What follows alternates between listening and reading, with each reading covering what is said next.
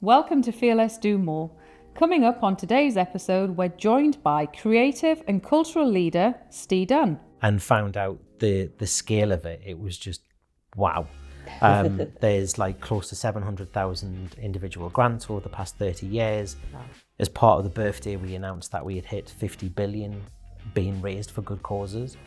So it was just a great opportunity to look at the different sectors through art, film, community, sport, heritage, and look at what people have done with lottery funding. There's a lot that we need to do as a community, and Pride is a moment in time. But really what we need to do is we need to look at what the opportunities are all year round. But a person's queerness is part of their identity, not their whole identity. And actually there's so much value being added to society from these individuals. The trans community, they're tired, they're exhausted, they've been fighting a lot. They've been fighting for our rights, for my rights, for me to be who I am. And now we have to fight for their rights to make sure that we're not allowing the erasure of trans history. We're not allowing that demonization of trans existence. We also did an exhibition with Thomas Duke, and he recreated some of the moments, the iconic moments national lottery funding has had an impact on in the UK, one of which was the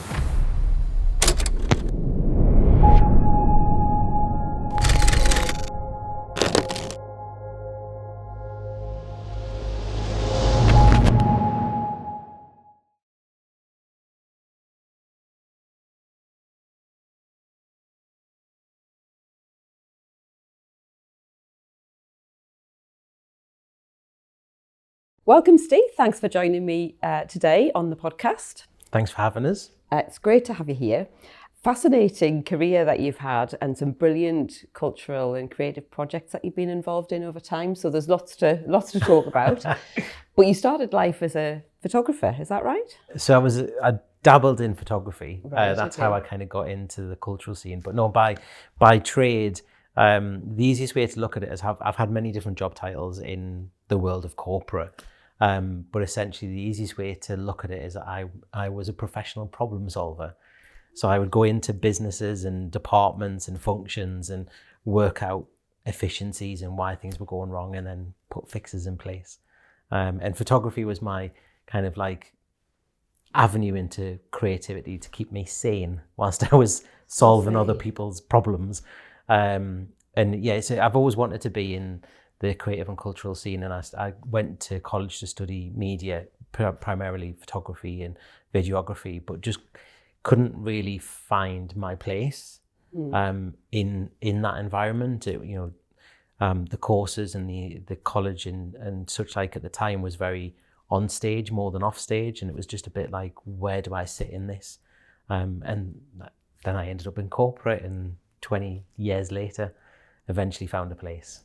So corporate life is very, very different to creative, and I think a lot of people, because of the problems in trying to get employment or business within the creative sector, will do what you've done and scratch that itch by having a sort of side hustle. Yep. But that side hustle then led you into probably what was your true path in life, which was into the creative and cultural industries as a career. Yeah. Tell us a little bit about how that all happened. Yeah, it's really interesting because like for many people in the sector, like you say, there's either a side hustle or their true passion is the side hustle, and then they have the job to pay the bills because everybody's got to survive, and I think that's what it's one of the biggest challenges that we have as a sector right the way across the UK, and we saw that more than ever during the pandemic, and we saw retrain as being a mantle to try and get people away from actually what either they're good at or what they're passionate at. And we have to look at how we can challenge that. For me, I was young, I wanted income to be able to do all of the fun things in life. So going into corporate and climbing the corporate ladder was just the way to go. Picking up a camera was the hobby. I started doing photo shoots in a studio, got some coaching and advice from a professional photographer, and this could be it. This could be my path. And through there, I started to volunteer at different events and take pictures at different kind of festivals, outdoor events, theatre, you name it. And that's where I kind of got into Northern Pride as a volunteer photographer many, many moons ago. So you were volunteering there, taking photographs of the festivities over time. Is that your thing in photography? Is it sort of that observational event type? It was a mixture, photography? actually, because when I was going into a studio, what I found really interesting was the boring products and like services that people were doing. And it was just like, there was like, how do I make this pop, or how do I make this boring glass of water attractive that somebody's going to invest in it? So that's kind of like where I was like really excited by it. And then that kind of went into event photography is almost like just a way to explore human interaction and people's celebratory expressions and that kind of lived experience through the lens. And what I kind of found through that was then actually my passion was event delivery and seeing what goes on behind the scenes, what goes into putting an event on. And I think that's where it was like almost like the light bulb moment that when I go back to my youth and wanting to be in the sector and not really knowing where I was. And yes, I dabbled on stage because, you know, who hasn't at some point donned some random costume and give it a go. But when I started to see behind the scenes of what goes into putting on an event of various different sizes, that's where I kind of really got excited. So for me, then it was like, how do I learn this? How do I find my place now behind the scenes or off stage, as it were? So what was Northern Pride like at that point in time? What did the festival look like? So we were on the exhibition park Townmoor environment, grassfield site. It was big. It was bigger than what I think people really appreciate when they're there. And the Pride movement at the time was, I would say, was in a really good place. When was this? This would have been 2016. Yeah. So in a really good place in terms of our rights, our kind of visibility for large parts of the community, not for everybody. But I think it was almost like it was going in this really positive momentum on the kind of changes that we had with regards to same-sex marriage coming in after civil partnership. There was a lot more acceptance of in the community, I feel, then than what we're currently facing right now. So you were involved and have been involved for almost 10 years. And during your sort of stewardship of Northern Pride, because you're now festival director and chair, it has become even bigger and even better, in my view. And, you know, the theme last year was unapologetically visible, and that's carrying through into this year as well. I think that's a really important message. Why is that so important to you and the team at Northern Pride, that is the theme? Probably safe to say we've been through a rough few years. Just a little bit of a you know, we were thrown into the pandemic. We survived with thanks to much of the partners and supporters that we had. We were able to deliver 2 virtual events back to back, one better than the next, and really give us an opportunity to celebrate people's identity in such a visible way whilst we were kind of, you know, locked down in our homes, which is quite scary since we're 5 years now. I know. And I think we kind of evolved over that period of time around really reevaluating what we do. And for me and the team, we are acutely aware that actually Northern Pride is a service provider. We provide a service to a community like other service providers do. And we have to listen to the community and listen to what they're telling us that they need from us. So we don't shy away from being an events-based charity. And it's about what events do we need to put on for our community and how do we serve them authentically and really fulfill the need of what the community needs. We also delivered our UK Pride Festival in 2022. That was delayed because of the pandemic. And again, that was really successful in terms of that bringing everybody together and celebrating everybody's identity. But when it came to picking unapologetically visible as the theme, it really kind of spiraled from our move into the city.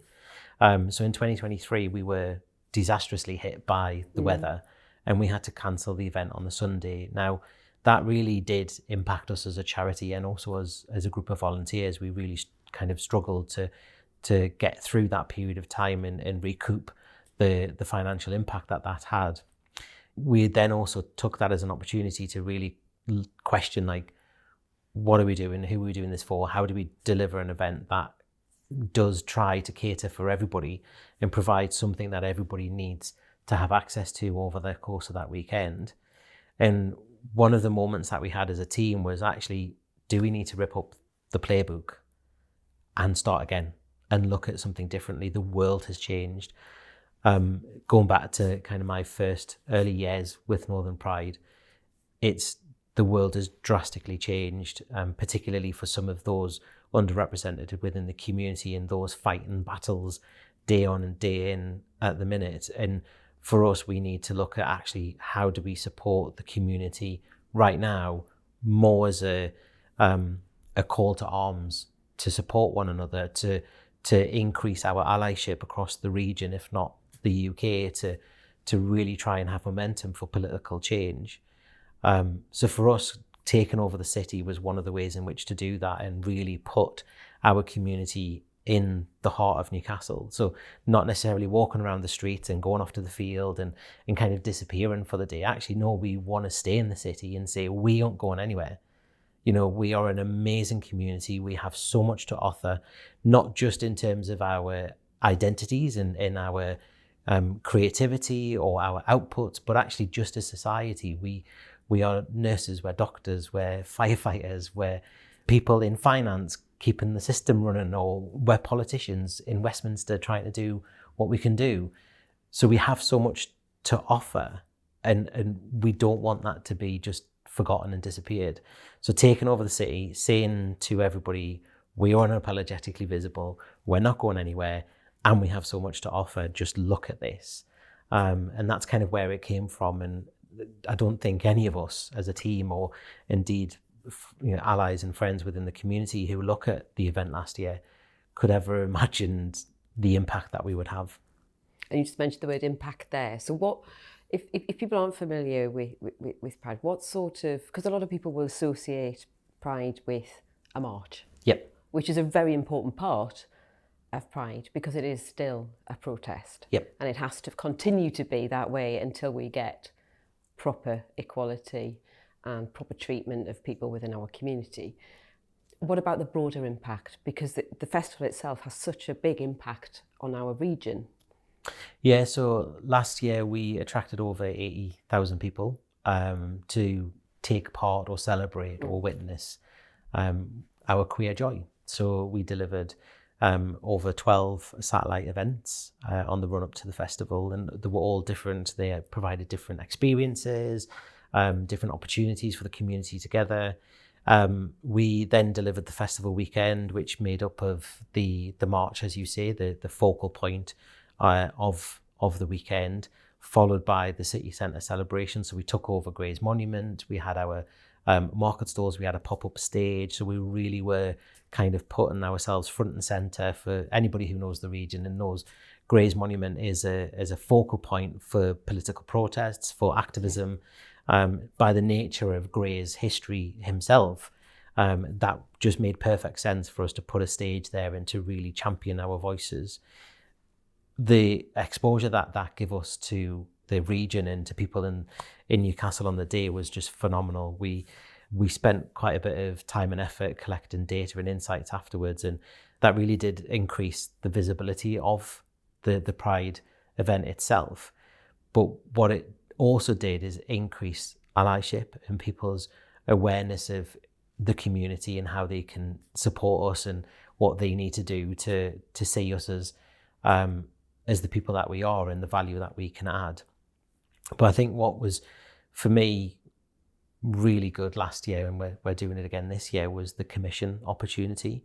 So we worked with Creative Central, NCL, Newcastle Council and Curious Arts to essentially give money to queer artists to translate in their own voices, what does unapologetically visible mean to you? It was almost like, this is a real great rally cry as a phrase, because it means something different to everybody, and pride means something different to everybody. People are at different parts of their own personal journey. So pride can then mean different things. It can mean celebration of their identity. It can mean a fight for existence and for acceptance. It can also mean something for allies in terms of pride can mean celebrating their loved ones, their family members, their friends. But it can also be, from an ally's perspective, a reminder of the challenges that we face, not just here in the UK, but abroad. And we're seeing that more so, unfortunately, in America. And, we've seen recently the Pride movement in Holland being banned. So, could you imagine that here in the UK saying to Newcastle, you cannot have this Pride March? That's how close we are to our rights going backwards. Yeah, and I think, it's one of the things that massively concerns me is I'm in my 50s, so I remember, back in the day when we had Clause 28 and you couldn't mention homosexuality in schools, and there was a lot of, nothing to stop you from being sacked because you were gay, all of those sorts of things. And, living in that oppressive environment for a long period of time.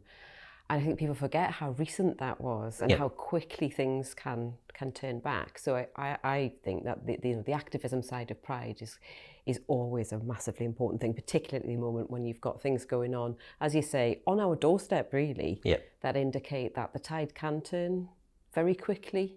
So what have you got planned for this year? So, we celebrate the success of last year. So why would we not go back into the city centre? We 73% of people who took part last year said it was the best Pride that we'd ever done, and 90% said they would come back. So why not do it again, but make it better? So we've listened to feedback, we've listened to what people have said. So we're looking at how we can make it a much better experience. We're doing more events on the run up. So we've launched Pride Fringe, which starts in June. So we've got loads of different experiences and new opportunities for people to have a taste into queer life in the Northeast, whether that's through cinema, through comedy, through swimming, loads of different things that we've got planned, and really, really excited about that, as well as the commissions being back. So really looking to the community to give us their voice and for us to give them a platform and to enable their creativity in amongst. I think the bit that I'm really looking forward to is our Trans Plus zone that we're doing at Alpha Betty. We're working with the community. It's been created by the Trans Plus community to really give a safe space during the day for the community, but then also a joyful celebration on the night time to really celebrate Trans Plus identities. There's a lot that we need to do as a community, and Pride, the event itself is a moment in time, but really what we need to do is we need to look at what the opportunities are all year round from a visibility perspective, to make sure that we're having conversations about queer identities. We're talking about individuals that are contributing to society to bring to the surface that a person's queerness is part of their identity, not their whole identity. And actually there's so much value being added to society from these individuals to really help people understand that actually when we celebrate each other and we lift each other up, we'll be in a much better place. So that's kind of going back to unapologetically visible. That's almost like why we're really like championing that as our mantra for this year. Fear Less, Do More is brought to you by the team at Square One Law.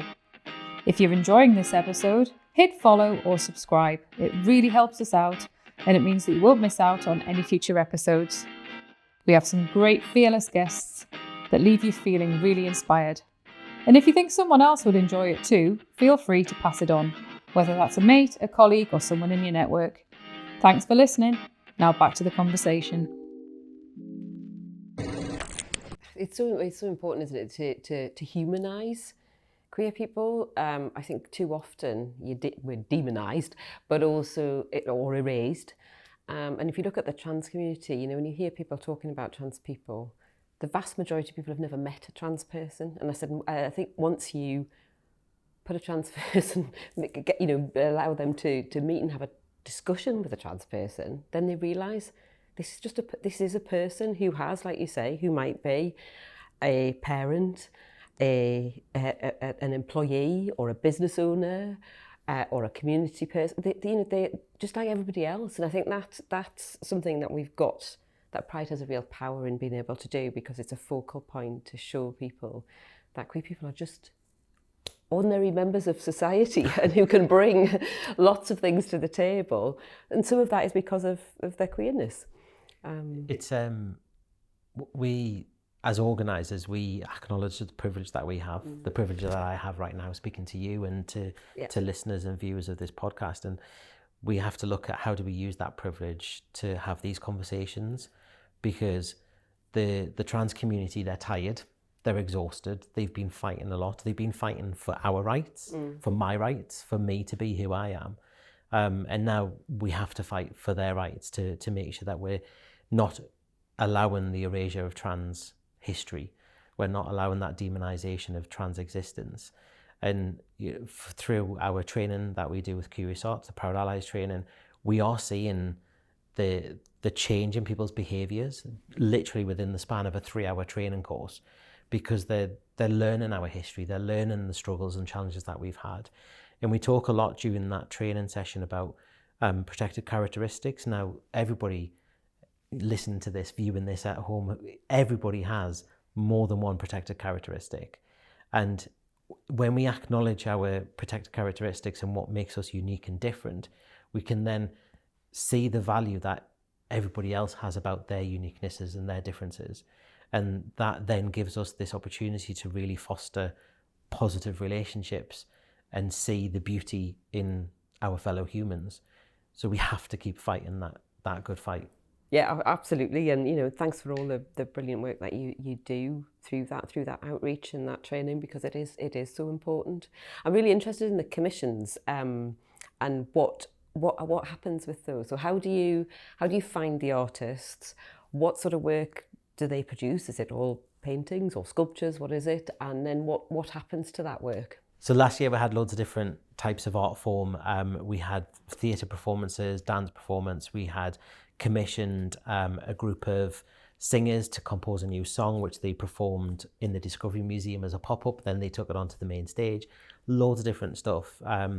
We had a stencil artist create a mural, which is currently still there at Charlotte Square. So please do go and check it out. And that really celebrates some of the queer icons and local legends that we have. We work with Curious Arts and Creative Central NCL. We put the call out similar to what you would do for a commission piece. And we made sure that the application process was really straightforward, really simple, non-intrusive. We know what it's like for freelancers and creatives that, you could get a commission and then you've got a 20-page document that you need to fill in. Yeah. We literally just wanted ideas on a blank piece of paper or a video submitted.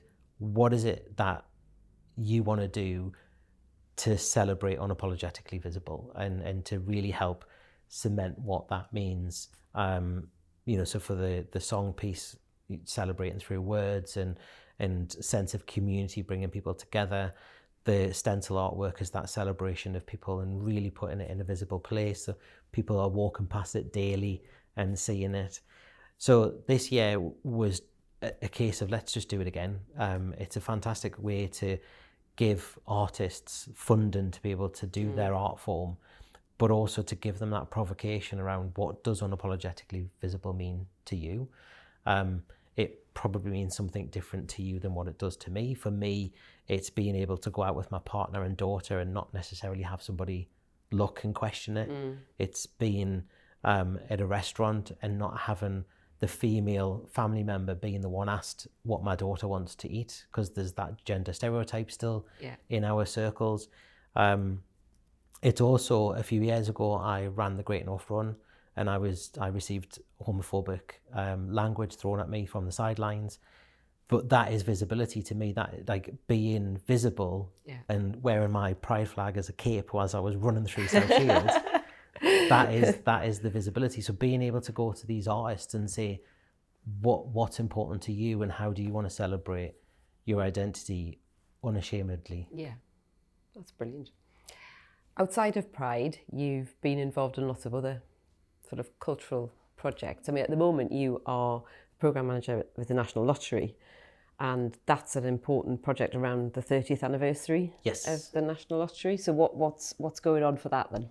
So the 30th birthday was November gone, and we had this campaign which was around finding game changers, and it was around celebrating individuals that have done amazing things with National Lottery funding. For me, it was just a fab opportunity as somebody who's been lottery funded, supported organisations that have been lottery funded. When the opportunity was there to celebrate 30 years of this funding, it was just a fantastic opportunity. I'm really passionate about kind of grassroots culture and creativity. When I got the job and found out the scale of it, it was just wow. There's like close to 700,000 individual grants over the past 30 years. Wow. As part of the birthday, we announced that we had hit 50 billion being raised for good causes. So it was just a great opportunity to look at the different sectors through art, film, community, sport, heritage, and look at what people had done with lottery funding. And we found these game changers. So there was 30 game changers that we celebrated to mark 30 years across the different sectors. And we did creative installations across the UK. So close to here, we had a groundwork installation at Whitby Abbey.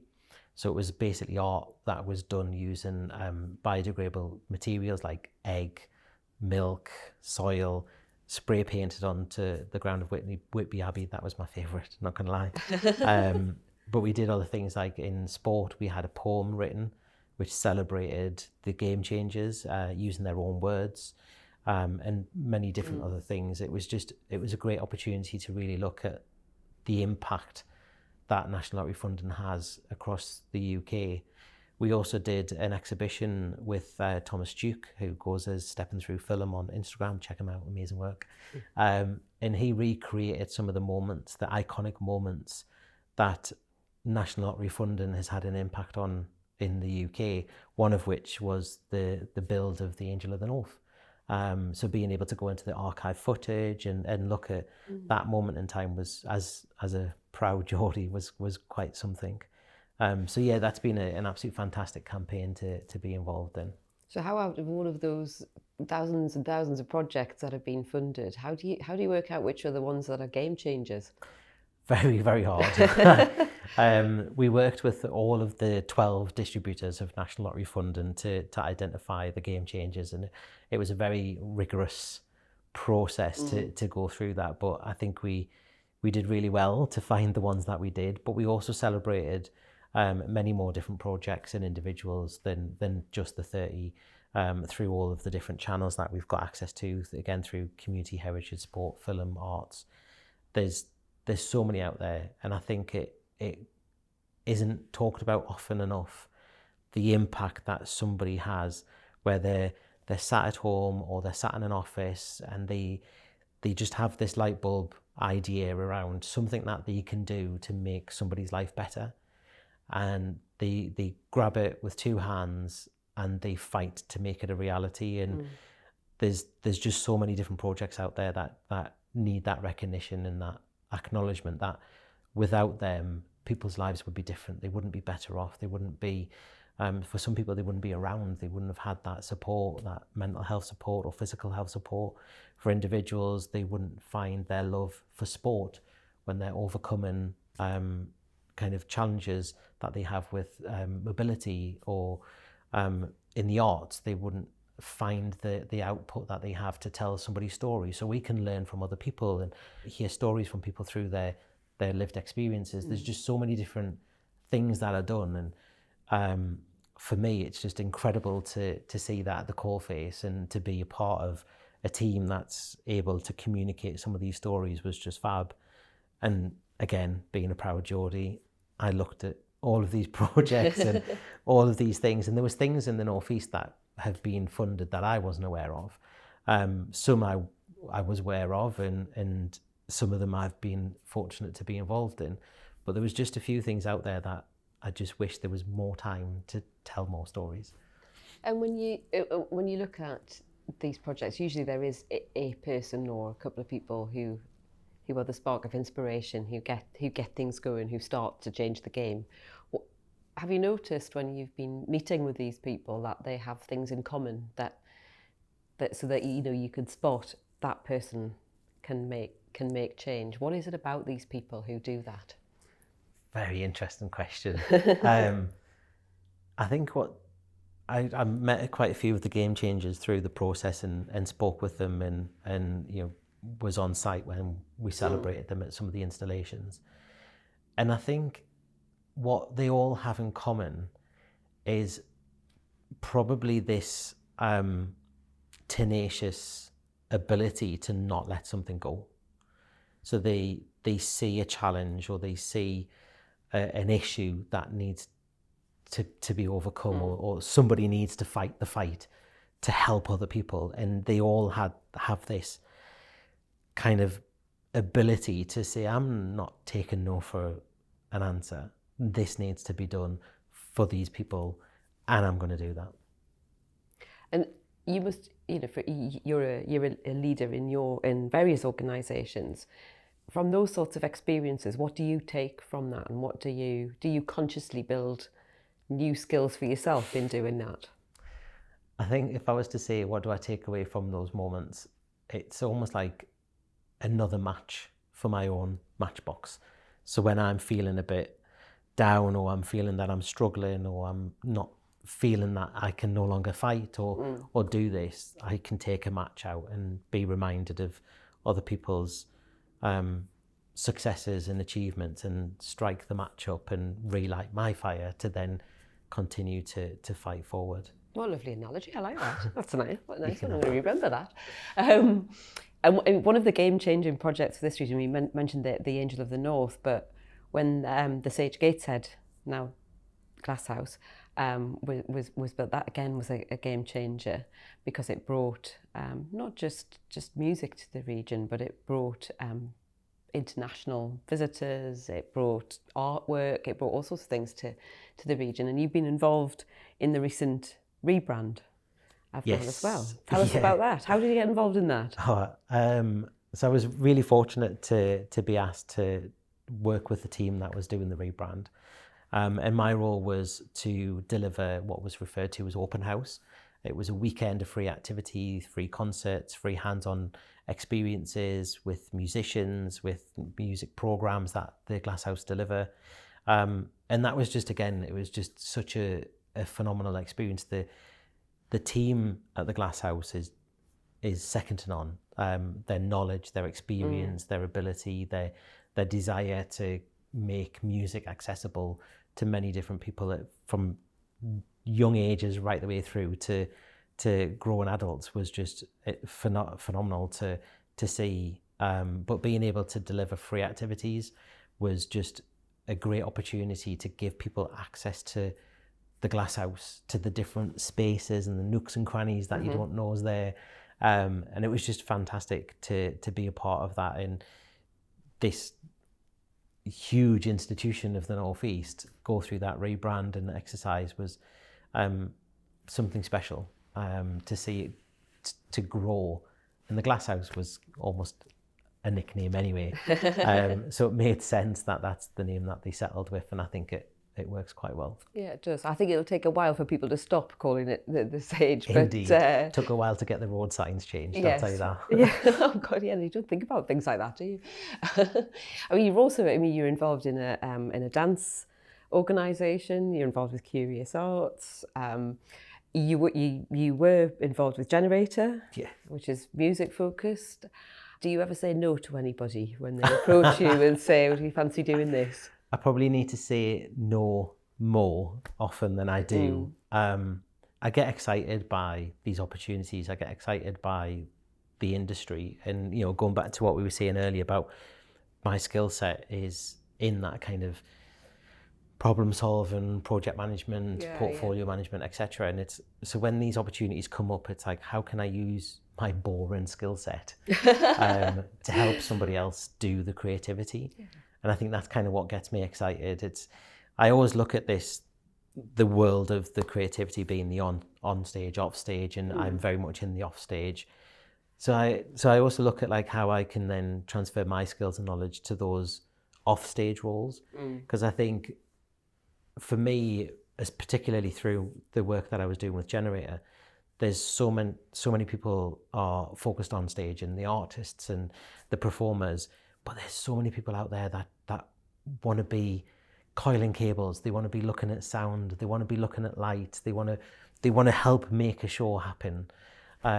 There's producers, supporting a couple of producers at the minute who want to put on events and program activities, and why would you not say no to that? No, I mean, it's one of the things I struggle with quite a bit as well, is saying no to people, particularly when it's things that you're passionate about.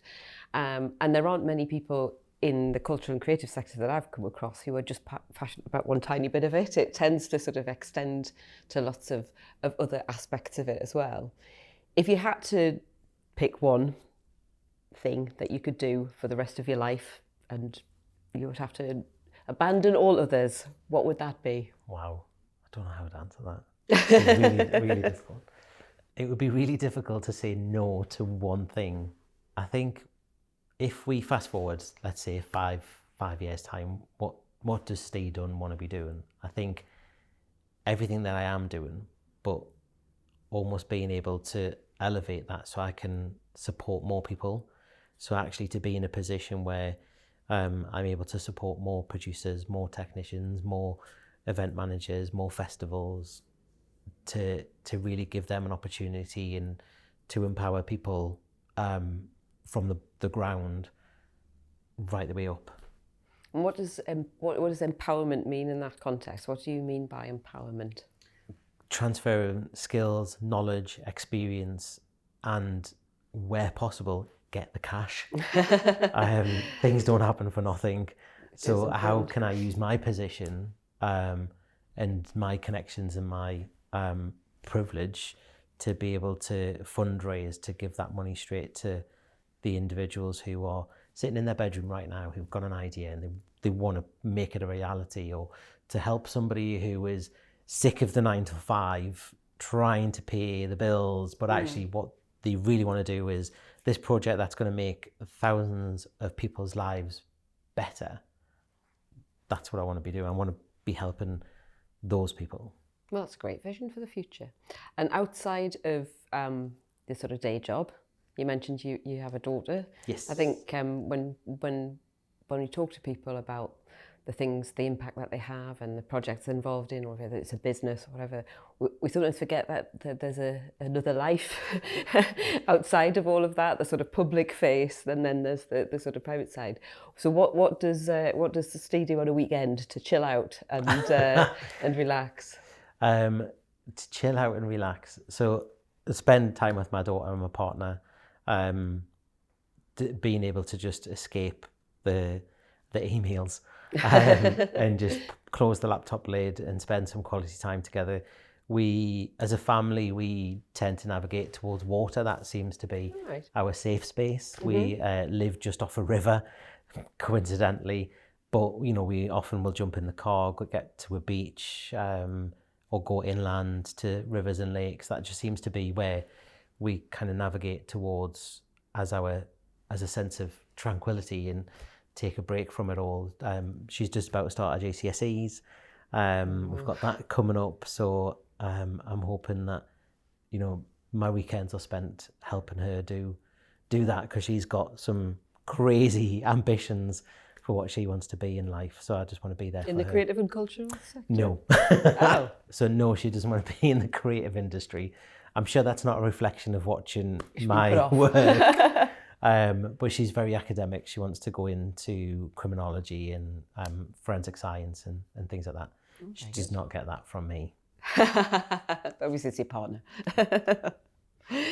Ste, it's been brilliant to talk to you today. Thank you very much for your time. And for those who are looking forward to or have never been to Pride, tell us when it is this year. Yeah, so we've got the Fringe events kicking off from June, various different events. There's essentially nearly one a week, right the way up to the festival weekend, which is the 19th and 20th of July. All the details are on the website, so northern-pride.com. Brilliant. Thank you very much. Absolute pleasure. Thanks for listening to this episode of Fear Less, Do More, brought to you by Square One Law. If you found today's conversation inspiring or interesting, we've added a recommendation for what to listen to next. That's either on the screen now or in the show notes. Take care, and we'll see you next time.